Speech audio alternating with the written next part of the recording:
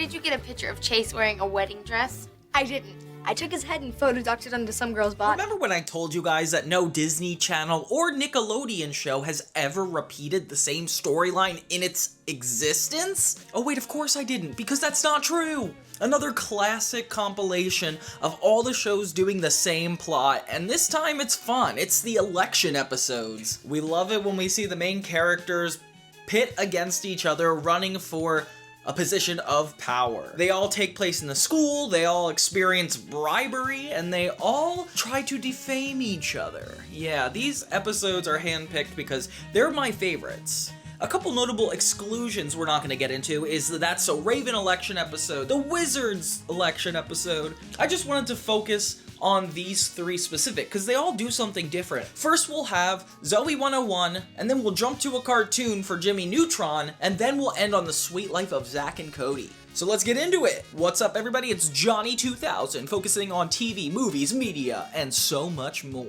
If you're new to my channel, don't forget to hit subscribe and like, and thank you guys so much for supporting me so far. It's fun doing 2000s retrospectives.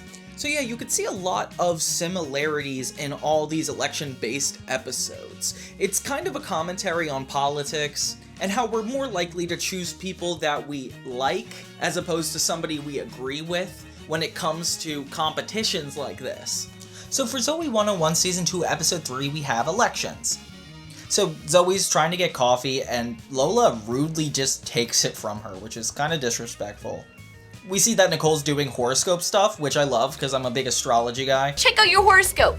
It says you will win a major competition. Is that freaky or what? I'm not a Virgo. Shh, don't tell people. And she takes a Capricorn's horoscope and tries to cheat it, which is so funny. I've never seen that attempted on a show. But it does make me wonder what their actual signs are. We see this girl named Mel have a crush on Chase, but it just seems like a premature Stacy. Chase, don't call me Melissa. Melissa sounds so serious. Call me Mel. Because she has a lisp, ecstatic, and apparently a Sagittarius. I just don't know why people that are odd or different have to be the butt of the joke sometimes. It's not that weird to have a lisp. Students who wish to run must be nominated no later than... I nominate Zoey. Yeah, exactly. Huh? What makes you think I second Zoey's nomination? So the class ends up nominating Zoey to run for class president, which, why? Zoey doesn't do anything for society. I don't know why she would be the one considered for this position. She's just complaining about how much she does for other people and doesn't even actually do anything for other people. I don't know why you want that. She retaliates by nominating Chase, and everybody goes for that too. So next thing you know, they're going against each other for class president. Zoey and Chase make a pact that no matter what happens in this election, that they will maintain their friendship. Deal. Spit shake. Gross. What, girls don't spit shake? Not really. Which I can already tell is going to be the main plot point. But then a teacher comes in and shakes his hand anyway, which is gross. Meanwhile, the girls help Zoey run, and I assume the boys are going to help Chase. Lola already wants to fight dirty by using a picture of Chase in a wedding dress, which is so funny. Okay, where did you get a picture of Chase wearing a wedding dress? I didn't. I took his head and photodocked it onto some girl's body. They did not have the technology to have that kind of Photoshop back then. And apparently, Mark is also running, and Quinn is trying to get him to win. His last name is revealed, and Quinn says it's Of the Figs, which is kind of funny. Vote for me. I'll make things better. Vote for me. I'll make things better. Vote for me. I'll make things better. Logan emphasizes that girls don't like it if you lose, so he tells Chase if he doesn't win, she won't like him. Okay, so there's a lot of stakes for him. Meanwhile, Quinn is getting data from the election, and Zoey and Chase are tied, but she's pretty depressed that Mark isn't up there at all. The girls see that Chase is giving out free smoothies, and they get super angry, until they learn that Logan's the one doing it for him. But I guess Zoey doesn't care anyway. She gets mad at Chase for something he has no control over. Is how you plan to win the election, by giving out free smoothies? I just heard about this. He just heard. Well, I don't think it's very fair. Neither do I, which is why I'm gonna go put a stop to this right now. Logan even ignores their request, and the campus ends up liking Chase more. So Zoey does let it affect their friendship, and she's angry at Chase. The boys start to reflect that girls lie and they say things are okay when they're not, which is just funny because it's I feel like guys just don't know how to read emotions, so they just kind of get annoyed at how girls take logic and emotion with everything while they just take logic with everything. I think guys are just resentful that they have to go out of their way to remember people have emotions, while females it just comes naturally. So Chase and Zoey actually go hard on their campaigns and run around campus, and it looks like the end of the world with how many people are running here. Every time Logan uses his money to escalate the situation, and it just gets worse and worse. Okay, what are Chase Bucks? Chase Bucks can be redeemed for merchandise at any store or cafeteria on campus. And how's that different from handing out cash? Simple. Handing out cash is illegal. He even introduces this thing called Chase Bucks, which is almost like directly giving people money, but since he says they're Chase Bucks, Zoey ends up confronting Chase in the boys' locker room, which is actually really funny. I love that they did this in this scene. I'm out. I'm done. What do you mean, done? I'm just gonna drop out of this stupid race. Oh, okay, so now you're just gonna quit and let me win? I didn't say that. You think the only way I can win is if you drop out. How is this happening? I don't know why Zoey's getting more mad though. Like, they act like they're in a couple all the time for people who don't owe that to each other. Like, neither of you said you liked each other, you're just friends, like, just run for president, make it normal. Next thing you know, a video comes out trashing Chase. Or that he picks on little girls. Is this the kind of guy you want for class president? No! And I feel like all these election episodes are the same, like, people are running for president and then one of them defames the other through a weird campaign video. It's just so predictable at this point. But everybody hates Zoey because clearly Chase is a victim in this scenario and people care about the victims. They think it's Logan for a second, and I think that's kind of messed up if it is, because that would take a master manipulator to pull that off. Chase admits to Zoey that he actually made the commercial, and that is the most self-deprecating character thing I've ever heard. It wasn't right.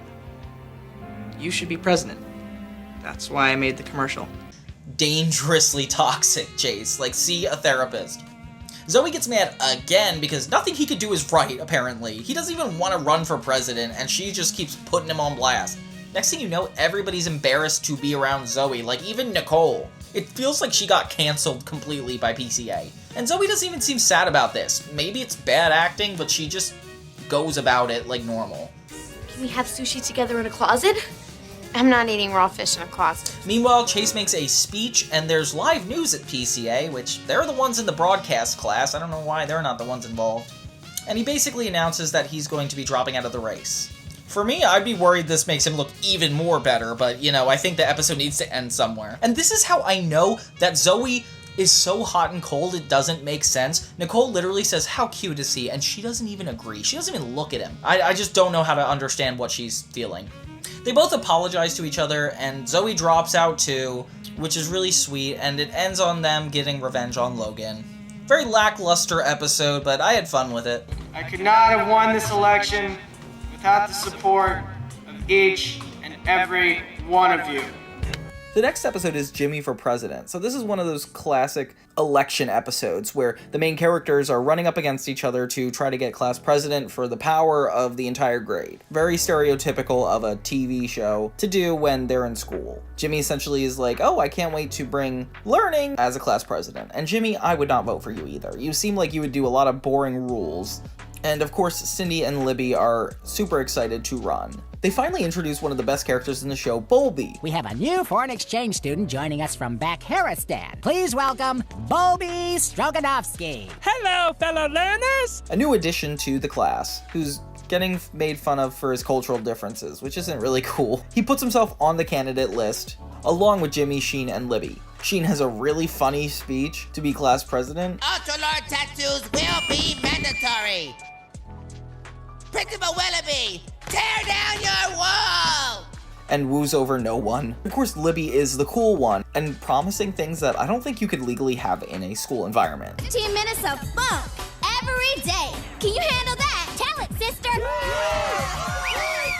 Can we afford funk every day? And then, of course, Jimmy does not help his own case as he just promises educational things, which even the teachers aren't interested in. Flashy clothes or polyrhythmic music or guacamole bars. That's because you don't know the secret ingredient. It's love. Bolby comes up with a dance routine, and he is immediately dismissed too. Next, we have Carl as a swing voter, and everybody showing up to his house one by one trying to bribe him, and it's so funny. And just to make sure we understand each other, Cindy, you accidentally left $1 in my hand. Keep it. Why? I think you know why. I don't. Why are you winking at me? Why did you give me $1? My brain hurts. Is the peak of this episode because he thinks she likes him. Sheen is just downright aggressive and not super helpful. Bowlby doesn't really say much. And Jimmy is the most rational, but obviously he's the least interesting part of this episode. Hugh Neutron tries to give Jimmy advice about being class president, and obviously it does nothing. I was elected towel boy in junior high. What's really important is you have to give him a little razzle-dazzle. Give him a show. Kick out the jam, sock it to him. Yeah! Razzle-dazzle, huh? Later, there's like a school fair where everybody is given a chance to woo as to why they should be president, and suddenly Jimmy goes from being nothing to an actual threat, giving everybody purple Fleur mist and candy, then finally a dance routine with himself in it. And I'm like, okay, maybe Jimmy does have a chance, but it's like, why would this benefit the school at all? In the end, it's finally time to announce the winner, and instead of going to all the usual people, Carl is intimidated by every single person. There's more you-know-what if you vote for Libby.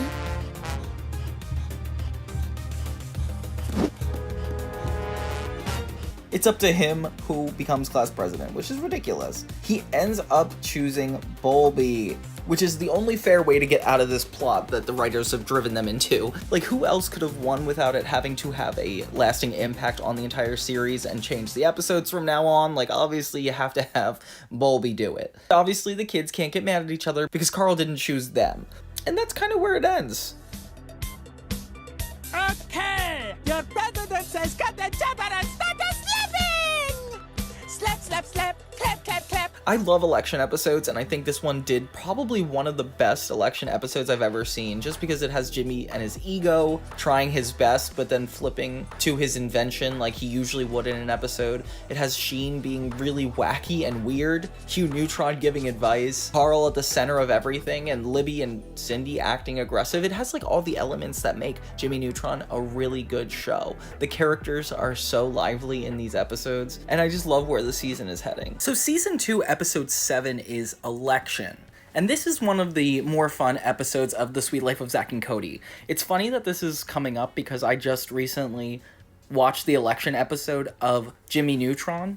And the trope of all the main characters kind of running for school president, trying to make changes, having their whole campaign is always a really funny premise. And Sweet Life of Zack and Cody did it even better than that. This will soon be the presidential suite. Is Mosby kicking us out? No, I'm going to run for school president. That's wonderful news. Meh. So it starts out at the school. Zack, Cody, and their friends are eating lunch. And finally, Allison Stoner's back. She was in a couple episodes in the first season and then just randomly in episode 7. So the elections are in 3 weeks. And Cody is like, I'm definitely going for president, and nobody else really wants to. Zack kind of entertains the idea, like, what if I ran for president? And it becomes kind of like a challenging situation where the brothers are about to take a fight into the political system of their school. You can't be the president of the school. You don't even know where it is. Do so. It's the last stop on the bus. Cody is like, there's no way it's gonna work. You can't run against me, and that's the beginning of it all. Next thing we know, Maddie and London are getting involved when Zack and Cody tell them, with London defending Zack for his outlandish requests, and Maddie is helping Cody because he's trying to be responsible and she respects that. She thinks debate is what you use to catch the fish. So this is when it gets really cool. Basically, they team up to help Zack and Cody run against each other. One by one, Zack and Cody are trying to swing votes, and Allison Stoner is voting for Zack because apparently he's gonna promote her if he wins, which is exactly the political system. Somehow Zack gets signs up in the school, and it's like, how do you do that? Meanwhile, Arwen is inventing luggage carts that can drive themselves, but it goes haywire pretty quickly and even injures Mr. Mosby. So it's not just the kids who bother him, it's all the staff too. So Zack and Cody get into an argument at home about school. You no good cheater, loser, wimp, crybaby, doof. And I thought this election would come between you. London and Zack kind of have a game plan. Are you sure we're not going too far? No. Too far would be dumping Cody on a cargo ship to South America, where he'll spend the rest of his miserable life working in the copper mines. You've done this before? When it's time for speeches, London and Maddie are still arguing at this middle school. I don't know why they came all the way from their high school. It's time for like the first debate. Bob is also running, which is kind of random, and he has a sister, which is super funny. Zach's whole plan is to use an embarrassing picture of Cody, which goes pretty far with the kids. Arwen comes, which is super funny, and helps Cody with an invention, a jetpack that would surely win over the kids. And it does. Everybody's super excited until Cody goes haywire. Oh wait, and that still doesn't ruin the chances. It's when he suggests that the school is gonna have more academics that people are like, oh no, I am not voting for him. Zach sees the whole school laugh at his brother and he feels bad, gets up on the mic and yells at them. He's like, Cody's got some good ideas. Cody actually has some great ideas. I got nothing. What about ice cream and skate parks? Yeah! Like that'll happen. What, do you still believe in the tooth fairy? And it's really sweet to see Zach stand up for his brother like this, because Cody does deserve it. And this is just a really sweet episode. Voting for Cody! You don't go to school here. Oh, well, if I went to school here, I'd vote for Cody. They each do something unique that I just have to point out. Like Zoey 101, but we can't talk about how similar they are without talking about how different they are as well. Zoey 101 takes a unique spin on it because it's more relationship based. We know that Chase has a crush on Zoey, and them going against one another would mean a lot is at stake for Chase. Therefore, when the competition gets worse, it becomes a little bit more heart-wrenching for the characters. Then of course, Jimmy Neutron being animated has a lot more freedom to do some crazy, like Jimmy coming down in a blimp, but I think the most unique thing it does is having the swing voter. Yeah, Carl Weezer being the guy it comes down to on who gets the position is just so funny. And I feel like I wish they did this in other election episodes, where it came down to one person's opinion. And then of course Sweet Life, having it be the brothers against each other and the access they have to defame one another in front of the whole class is just so funny. And Zack and Cody, you know them, like it's very in their character to do that to one another. They're not above playing dirty, and since they're family, we're curious how far they're willing to take it. The one thing they all share in common that's kind of nice is the sacrifice. When you know you're not qualified and deciding to step down from something that you may not feel ready for the right reasons. But which one was your guys' favorite? Which was your favorite that I didn't cover? I'd love to hear more about that in the comments. Thank you guys so much for watching, and have a great day.